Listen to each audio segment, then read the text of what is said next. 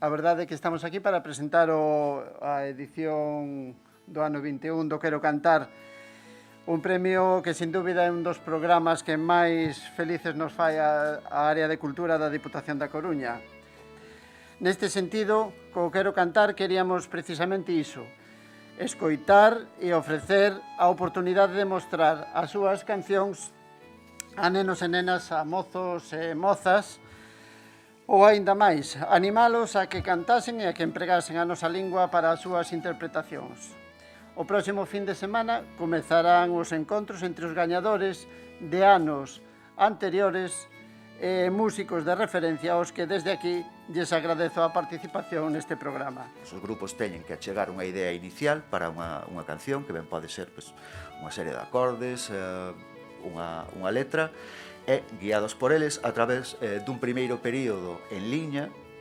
de titorías en liña, desenvolver esa idea e chegar á segunda parte, que é esa especie de mini residencia dunha fin de semana no Pazo de Mariñán, onde terán que gravar a canción e ademais de asistir a outras propostas formativas de diferentes ámbitos que atenden ao mundo da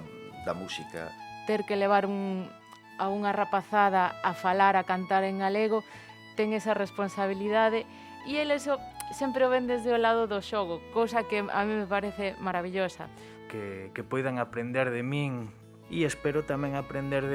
delas pois cousas, non? Cousas que se van perdendo no tempo, como que dicía Belén,